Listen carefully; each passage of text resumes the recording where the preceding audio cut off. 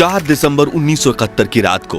Longewala check post पर तैनात second lieutenant Dharmveer Singh अपनी प्लाटून के साथ हमेशा की तरह बॉर्डर पेट्रोलिंग के लिए निकलते हैं। धर्मवीर को हमेशा इस बंजर रेगिस्तानी इलाके में दूर दूर तक कोई नजर नहीं आता है और ना ही कोई आवाज सुनाई देती है, लेकिन आज पाकिस्तान की तरफ से गहरे सन्नाटे के बीच उन्हें लगातार एक अजीब सी गड़गड़ाहट सुनाई देती है। तभी धर्मवीर अपने साथियों के साथ एक मिट्टी के ऊंचे टीले पर चढ़कर अपनी राइफल की दूरबीन से देखते हैं तो उन्हें पाकिस्तान की तरफ से कुछ हलचल दिखाई देती है, मगर गहरे अंधेरे में वो कोई सटीक अंदाजा नहीं लगा पाए। लेकिन फिर भी इस बात को हल्के में ना लेते हुए धर्मवीर सिंह ने ये बात अपने कमांडिंग ऑफिसर तक पहुंचाई और खुद वहां तैनात होकर नजर बनाए रखी और कुछ देर के बाद वो सब कुछ समझ गए। साथियों, 1971 जहां एक तरफ भारतीय सेना ईस्ट पाकिस्तान के क्रूर प्रशासन से बांग्लादेश को आजादी दिलवाने की जंग लड़ रही थी, वहीं पश्चिमी पाकिस्तान के राष्ट्रपति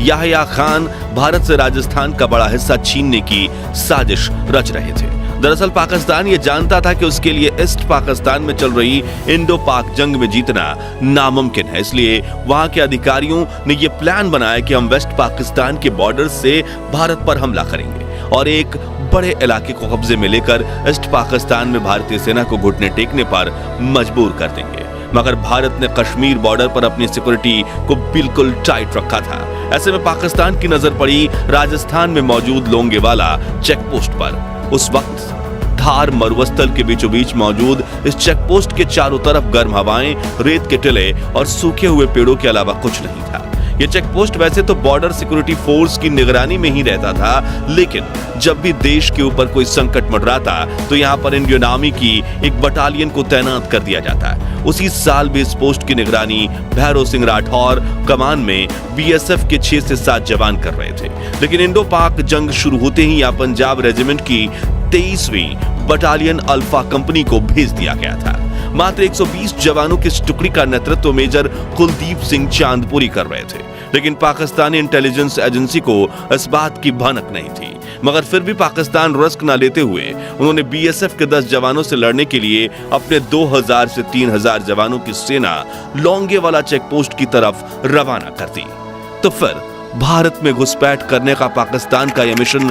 फेल हो गया। कैसे हमारे 120 जवानों ने खुद से 18 से 20 गुना बड़ी सेना को धूल चटा दी, और आखिर क्यों पाकिस्तानी ब्रिगेडियर को अपनी सेना लेकर उल्टे पैर अपने मुल्क लौटना पड़ा, जानेंगे बैटल ऑफ लौंगेवाला की इस ऐतिहासिक कहानी में। अब दोस्तों, उस वक्त भारतीय फौज ईस्ट पाकिस्तान में बांग्लादेश की आजादी का जंग लड़ रही है, इसलिए वेस्ट में राजस्थान को अपने कब्जे में लेने के लिए पाकिस्तान ने 3000 जवानों के साथ 60 T-59 और शर्मन टैंक्स, 500 से ज्यादा व्हीकल्स, मिसाइल लॉन्चर्स और 5 हाई रैंकिंग ऑफिसर्स भेजने का डिसीजन लिया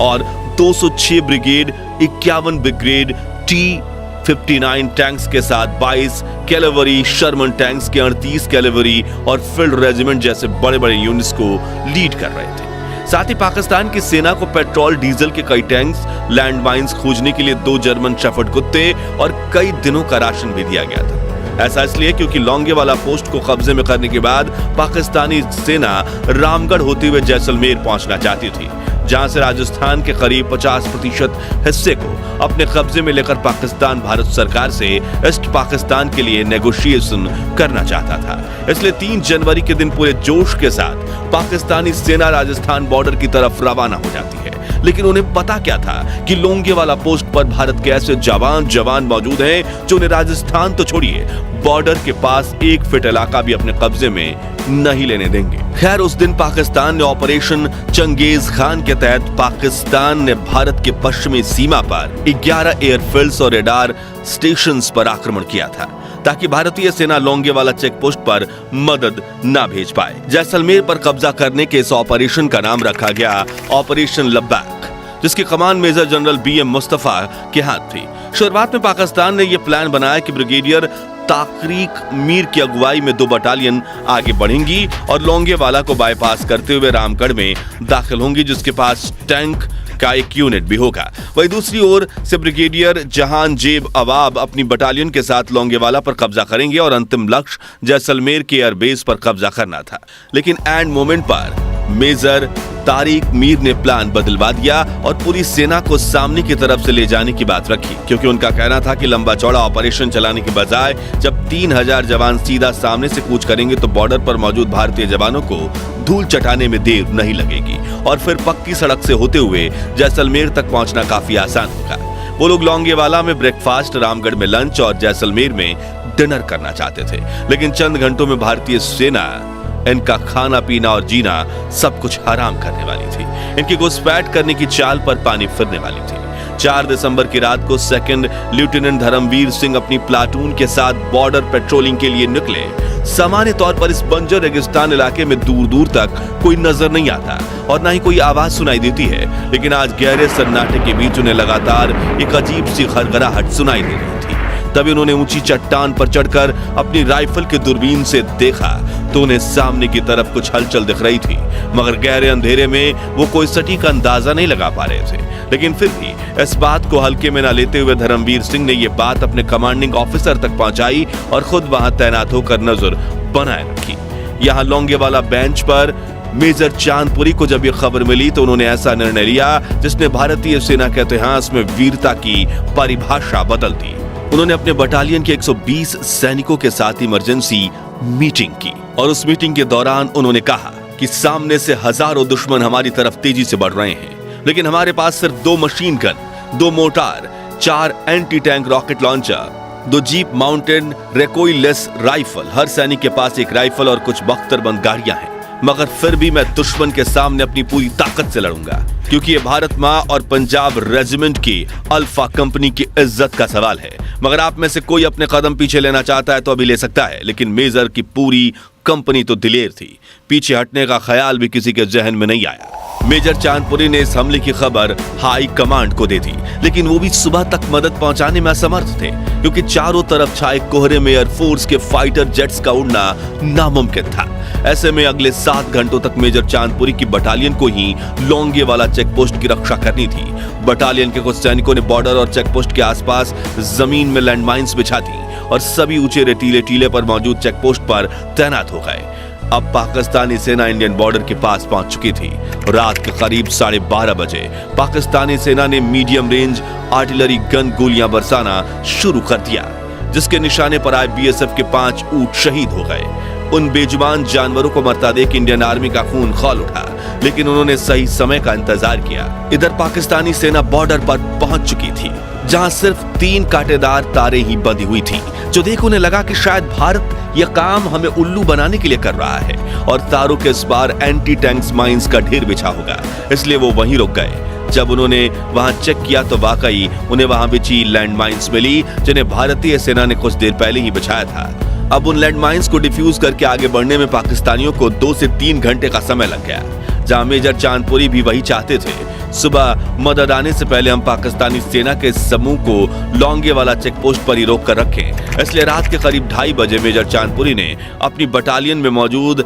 रेकोइलेस गन्स वाली 2 जीपों को लौंगेवाला पोस्ट पर तैनात कर दिया। वहीं दूसरी तरफ पाकिस्तानी सेना सभी लैंडमाइंस को डिफ्यूज करके लौंगेवाला पोस्ट की तरफ बढ़ रही थी, लेकिन उनकी सबसे बड़ी मूर्खता थी T-59 और शर्मन टैंक्स को जंग का मेन हथियार बनाकर थार के रेगिस्तान में लेकर आना, क्योंकि इस पतली मिट्टी पर इन टैंक्स के आगे बढ़ने की रफ्तार बिल्कुल कम हो चुकी थी। मगर फिर भी कछुए की चाल से आगे बढ़ते हुए सुबह 4 बजे पाकिस्तानी सेना लौंगेवाला चेकपोस्ट के बिल्कुल पास पहुंच गई और उन्होंने चेकपोस्ट की चारों तरफ घेरा बना लिया। ऊपर चेकपोस्ट पर मौजूद भारतीय जवान ये समझ चुके थे कि वो 100-200 नहीं बल्कि कम से कम 2000 पाकिस्तानियों के बीच फंस चुके हैं, यानी करीब 1 भारतीय सिपाही के सामने पाकिस्तान के 17 सिपाही। लेकिन वो कहते हैं ना, जंग हथियारों से नहीं हौसले से लड़ी जाती है। इधर पाकिस्तानी सेना लगातार गोलियां बरसा रही थी, लेकिन भारतीय सेना ने तब तक जवाबी हमला नहीं किया जब तक पाकिस्तानी टैंक लौंगेवाला पोस्ट के करीब 30 मीटर पास तक नहीं पहुंचे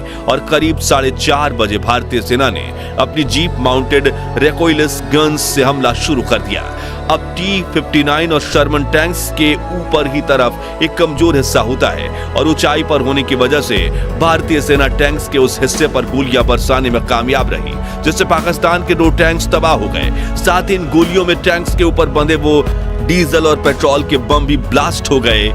जो वहां बंधे हुए थे, जिन्हें पाकिस्तानी सेना आगे के सफर के लिए लेकर आई थी। इन धमाकों में चारों तरफ आग फैल गई, जिससे ऊंचाई पर बैठी भारतीय सेना को दुश्मन की मूवमेंट का साफ पता चल गया, जिससे उन्हें सटीक गोलीबारी करने में काफी मदद मिली और उन्होंने पाकिस्तानी सेना के 5 और टैंक्स तबाह कर दिए। अब पाकिस्तानी सेना लोंगेवाला चेक पोस्ट के आसपास लगी रेलिंग के बिल्कुल करीब पहुंच चुकी थी, लेकिन वहां भी कुछ तारें बंधी हुई थी और पाकिस्तानी सेना को लैंडमाइंस का डर सता रहा था, इसलिए वो तार तोड़कर दबे पांव माइंस खोजने के लिए आगे बढ़ने लगे। लेकिन भारतीय सेना लगातार उन पर गोलियां बरसा रही थी, ऐसे में उनका आगे बढ़ना मुश्किल हो चुका था। दूसरी तरफ इंडियन एयरफोर्स मेजर चांदपुरी के सपोर्ट के लिए अपने एक Hawker Hunter 3HAL Marut fighter jets को तैयार कर चुकी थी, जिन्हें ऑपरेट करने वाली 122 स्क्वाड्रन के पायलट सुबह होने का बेसब्री से इंतजार कर रहे थे। यहां लोंगेवाला पोस्ट पर लैंडमाइंस क्लियर करने में पाकिस्तानी सैनिकों को पूरे 2 घंटे लगे और सब कुछ निपटाकर वो करीब 6:30 बजे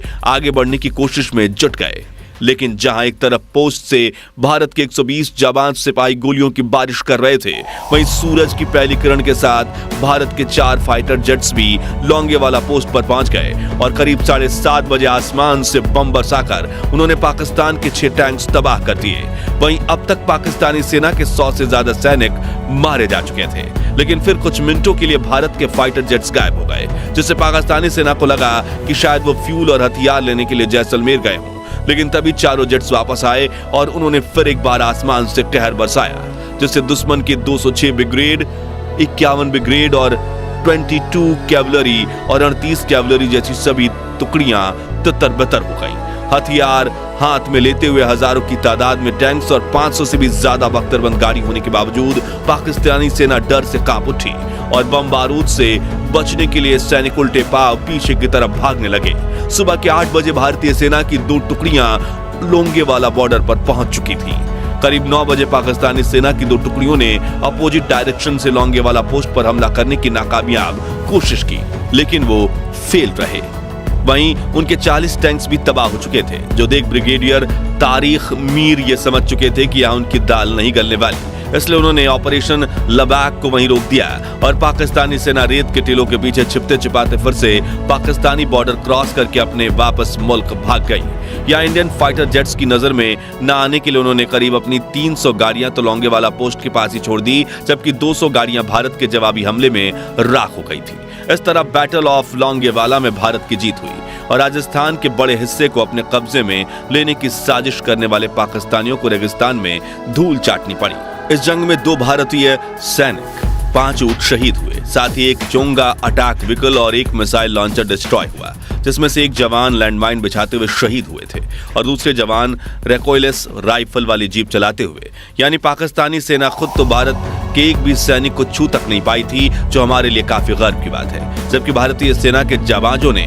पाकिस्तानी सेना के 200 हमलावरों को मार गिराया था, 36 टैंक्स डिस्ट्रॉय किए थे और पाकिस्तानी सेना अपने 500 डिस्ट्रॉयड व्हीकल्स तो सरहद पर ही छोड़कर उल्टे पांव भाग निकली थी। इस तरह भारतीय सेना ने पाकिस्तान के बुरे मंसूबों पर पानी फेर दिया और अपने साहस के दम पर इस मुश्किल जंग में विजय प्राप्त की। तो दोस्तों, अगर आपको मेजर कुलदीप सिंह चांदपुरी और उनकी पंजाब रेजिमेंट के सैनिकों पर गर्व हो तो कमेंट बॉक्स में जय जवान जय हिंदुस्तान जरूर लिखिए। वीडियो पसंद आई हो तो इसे लाइक और शेयर करके बैटल ऑफ लोंगेवाला की ये अनसुनी कहानी हर भारतीय तक पहुंचाइए और ऐसी ही दिलचस्प वीडियो देखते रहने के लिए चैनल को सब्सक्राइब करके पास वाली घंटी जरूर बजा दीजिए। जय हिंद, जय भारत।